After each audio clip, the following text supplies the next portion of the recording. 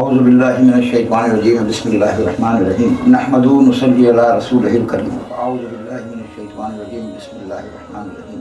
آپ کے خواب اور ان کی تعبیر اور ان کے آپ کی زندگی کے اثرات، اس پروگرام کو لے کے میں آپ کی خدمت میں دوبارہ حاضر ہوا ہوں۔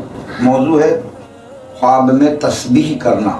اگر کوئی شخص یہ دیکھتا ہے کہ وہ خواب میں تسبیح کر رہا ہے، اللہ پاک کی شان بیان کر رہا ہے، تو اس خواب کے آپ کی زندگی پہ کیا اثرات مرتب ہوں گے اور آپ کی زندگی کتنی بہتر اور کتنا عمدہ ہو۔ تو شروع کرتے ہیں تسبیح کرنے کی تعبیر۔ اگر کوئی شخص خواب میں اپنے آپ کو تسبیح کرتے دیکھتا ہے کہ وہ تسبیح کر رہا ہے، تو یہ دلیل ہے اس بات کی وہ فرمان حق کا فرما بردار ہوگا، یعنی کہ وہ اللہ تعالیٰ کا فرما بردار ہوگا اور اس کے کہے ہوئے پہ عمل کر رہا ہوگا۔ جو اس کی زندگی میں غم ہوں گے، جو پریشانیاں ہوں گی، حق تعالیٰ کی جانب سے وہ اس سے نجات پائے گا۔ اور اگر دیکھے کہ خواب میں اپنے پاس تسبیح رکھتا ہے اور اس کو پڑھتا نہیں ہے، تو اس کو غم پہنچے گا اور وہ غمگین ہوگا، لیکن اس کو اجر و ثواب ملے گا۔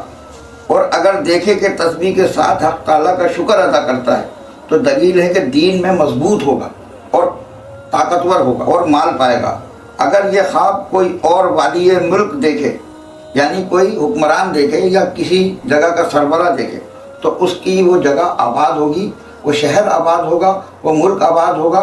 یہ اگر کسی فیکٹری کا وہ مالک ہے تو اس کی فیکٹری کے اندر اللہ پاک ترقی عطا فرمائے گا۔ اور فرمان حق تعالیٰ ہے کہ اگر تم شکر گزار رہو گے تو ہم تمہیں اور اس سے زیادہ دیں گے۔ تو تسبیح کرنا بھی ایک اللہ کا شکر ہے، اور جو تسبیح کرنے والے ان کو بشارت ہے کہ اللہ پاک ان کی زندگیوں کو اچھا اور خوش آئند کرے گا۔